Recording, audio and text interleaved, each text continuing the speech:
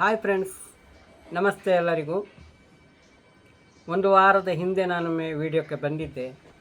ಒಂದು ವಿಡಿಯೋ ಮಾಡಿ ಹಾಕಿದ್ದೆ, ಬ್ಯಾಂಕಿನಲ್ಲಿ ಗೋಲ್ಮಾಲ್. ಅದು ನೀವೆಲ್ಲರೂ ವೀಕ್ಷಿಸಿದ್ದೀರಿ.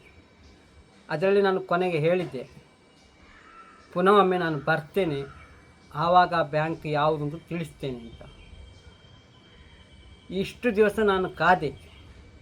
ನಾನು ಆ ವಿಡಿಯೋದಲ್ಲಿ ನಮ್ಮ ಊರಿನ ಬ್ಯಾಂಕ್ ಅಂತ ಹೇಳಿದ್ದೆ. ಊರಿನ ಬ್ಯಾಂಕ್ ಅಂತ ಹೇಳಿದ್ರೆ ನನ್ನ ಮನೆ ಸಮೀಪದ ಬ್ಯಾಂಕು ಮಾತ್ರ. ನಮ್ಮ ಊರು ಅಂತ ಹೇಳಿದ್ರೆ ಕಾಸರಗೋಡು ಡಿಸ್ಟ್ರಿಕ್ಟು ನಮ್ಮ ಊರು. ನಾವೀಗ ಹೊರಗಡೆ ಎಲ್ಲಾರು ಹೋದಾಗ ಎಲ್ಲಿಂದ ಬಂದಿರ್ತೀನಿ ಅಂದರೆ ನಾವು ಕಾಸರಗೋಡಿಂದ ಬಂದಿದ್ದೇವೆ ಅಂತ ಹೇಳೋದಲ್ವಾ. ಹಾಗೆ ಕಾಸರಗೋಡು ನಮ್ಮ ಊರು ಎಂಬ ದೃಷ್ಟಿಕೋನ ಇಟ್ಟುಕೊಂಡು ನಾನು ನಮ್ಮ ಊರಿನ ಬ್ಯಾಂಕ್ ಅಂತ ಹೇಳಿದೆ. ಅದು ಏನಾಯಿತು ಅಂತೇಳಿದರೆ, ನಮ್ಮ ಊರಿನ ಬ್ಯಾಂಕಿನವರಿಗೆ ಕೆಲವರಿಗೆ ಬೇಜಾರಾಯಿತು. ನನ್ನ ಮೇಲೆ ಹರಿಹಾಯಿದ್ರು, ನೀವು ಬ್ಯಾಂಕಿನ ಹೆಸರು ಹೇಳಲೇಬೇಕು, ಇಲ್ಲದ್ರೆ ನಮಗೆ ಅದು ಇಫೆಕ್ಟ್ ಆಗ್ತದೆ, ಹಾಗೆ ಹೀಗೆ ಅಂತೇಳಿ ತುಂಬ ಹೇಳಿದ್ರು. ಅವರೇ ಹೇಳೋ ಸಮಸ್ಯೆ ಸರಿ, ಒಪ್ಪಿದೆ, ನಾನು ಅಲ್ಲ ಅಂತ ಹೇಳೋದಿಲ್ಲ. ಆದರೆ ನಾನು ಆ ಕೂಡಲೇ ಬ್ಯಾಂಕಿನ ಹೆಸರನ್ನು ಡಿಕ್ಲೇರ್ ಮಾಡಲಿಕ್ಕೆ ಆಗಲಿಲ್ಲ. ಯಾಕೆಂದರೆ ಮಾಡೋದು ಸರಿಯಲ್ಲ. ಯಾಕೆಂದರೆ ಬ್ಯಾಂಕಿನವರು ಯಾವ ರೀತಿ ಆ ಕೇಸನ್ನು ಮುಗಿಸ್ತಾರೆ ಅಂತ ನನಗೆ ಗೊತ್ತಿರಲಿಲ್ಲ. ಅವರೇ ಅದನ್ನು ಕೇಸು ಸ್ಟೇಷನ್ಗೆ ಕೊಡಲಿ ಅಂತೇಳಿ ಅದುವರೆಗೆ ನಾನು ಕಾದು ಕೂತೆ. ಇವಾಗ ಅವರೇ ಅವರ ಪ್ರಧಾನ ಕಚೇರಿಯಿಂದ ಮಂಜೇಶ್ವರ ಪೊಲೀಸ್ ಸ್ಟೇಷನ್ನಲ್ಲಿ ಕೇಸು ಕೊಟ್ಟು ಅದೀಗ ವಿಚಾರಣೆ ನಡೆಯುತ್ತಾ ಇದೆ. ಹಾಗಾಗಿ ನಾನು ಇವತ್ತು ನಿಮ್ಮ ಎದುರಿಗೆ ಬಂದಿದ್ದೇನೆ. ಈಗ ನಿಮಗೆ ಹೇಳ್ತಾ ಇದ್ದೇನೆ, ಆ ಪ್ರಕರಣ ನಡೆದಂತಹ ಬ್ಯಾಂಕು ಕರ್ನಾಟಕ ಬ್ಯಾಂಕು ಮಂಗಲ್ಪಾಡಿ. ನನ್ನ ಅಕೌಂಟು, ನನ್ನ ಮನೆಯವರ ಅಕೌಂಟ್ ಎಲ್ಲ ಅದೇ ಬ್ಯಾಂಕಲ್ಲಿ ಇತ್ತು. ನಾನು ಸಾಧಾರಣ 1994 ಇಸವಿಯಿಂದ ಆ ಬ್ಯಾಂಕಿಗೆ ಹೋಗ್ತಾ ಇದ್ದೇನೆ. ನಿಮಗೆಲ್ಲರಿಗೂ ಗೊತ್ತುಂಟು, ಕರ್ನಾಟಕ ಬ್ಯಾಂಕು ಒಳ್ಳೆಯ ದೊಡ್ಡ ಪ್ರತಿಷ್ಠಿತ ಬ್ಯಾಂಕು, ಅವರ ಸರ್ವಿಸ್ ಕೂಡ ಒಳ್ಳೆಯದಿದೆ, ಎಲ್ಲ ಇದೆ.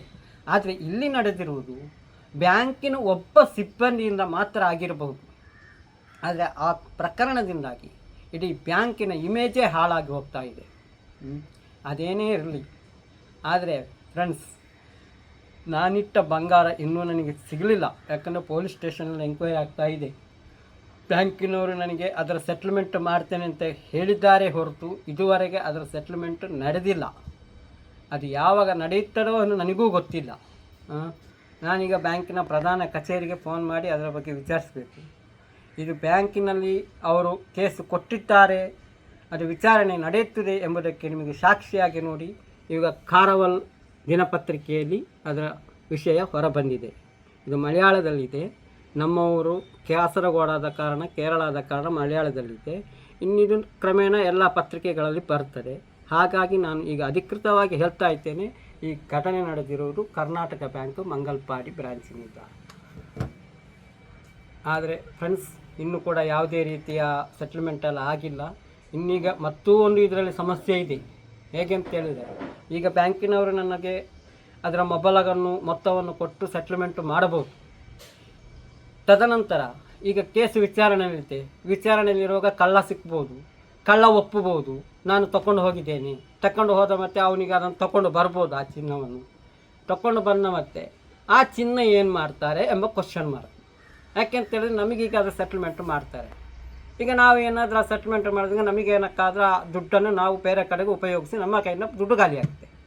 ಕೋರ್ಟ್ ಏನು ಹೇಳ್ತೆ, ಆ ಚಿನ್ನವನ್ನು ಗ್ರಾಹಕರಿಗೆ ಹಿಂದಿರುಗಿಸಿ ಅಂತ ಹೇಳಿದರೆ, ಬ್ಯಾಂಕಿನವರು ಪುನಃ ನಮ್ಮ ಹತ್ರ ಕೇಳಿದಾಗ ನಾವು ಆ ದುಡ್ಡು ಕೊಡಲಿಕ್ಕೆ ಎಲ್ಲಿಗೆ ಹೋಗುವುದು? ಇದೊಂದು ಪ್ರಶ್ನೆ ಉದ್ಭವಿಸುತ್ತದೆ. ಸೆಟ್ಲ್ಮೆಂಟ್ ಆದ ಮತ್ತೆ ಆ ಚಿನ್ನ ಬ್ಯಾಂಕಿನ ಸೊತ್ತು. ಅದನಂತರ ಮತ್ತೆ ಪುನಃ ಅದಕ್ಕೆ ಚಿನ್ನ ಸಿಕ್ಕಿದರೂ ಅದು ಬ್ಯಾಂಕಿನವರೇ ತೆಗೆದುಕೊಳ್ಳಬೇಕು ಅಂತ ನನ್ನ ಅಭಿಪ್ರಾಯ. ಕಾದು ನೋಡೋಣ ಮುಂದೆ ಏನಾಗ್ತದೆ ಅಂತ ಹೇಳಿಕೊಂಡು, ಅಲ್ಲಿವರೆಗೆ ನಾವು ಅದನ್ನು ನಿರೀಕ್ಷೆಯಲ್ಲೇ ಇರಬೇಕು.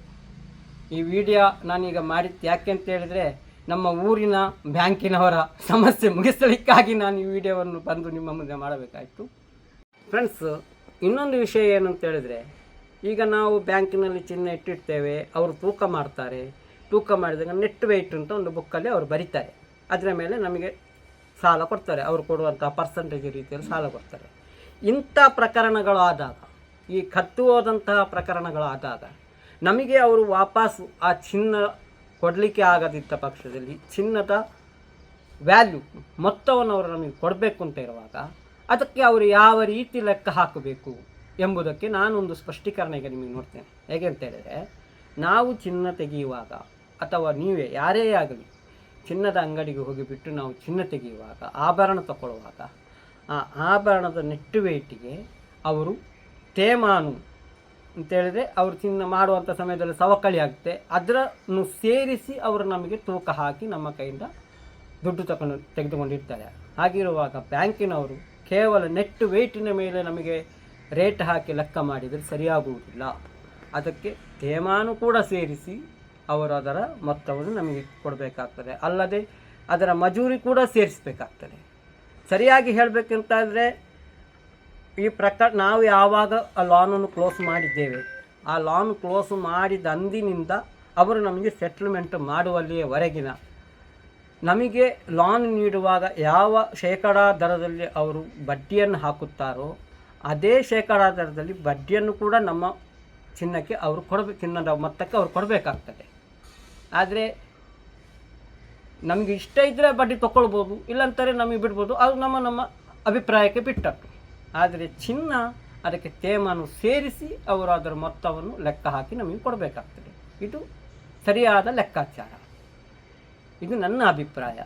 ಹಾಗಾಗಿ ಅದೇ ರೀತಿ ನಾನು ನಮ್ಮ ಬ್ಯಾಂಕಿಗೆ ತಿಳಿಸಿದ್ದೇನೆ, ಅವರು ಅದಕ್ಕೆ ಒಪ್ಪಿರುತ್ತಾರೆ. ಇನ್ನು ನೋಡಬೇಕು ಯಾವಾಗ ಸೆಟಲ್ಮೆಂಟ್ ಮಾಡ್ತಾರೆ ಅಂತ ನಾನು ಸಹ ಇನ್ನು ಕಾಯ್ತಾ ಇದ್ದೇನೆ.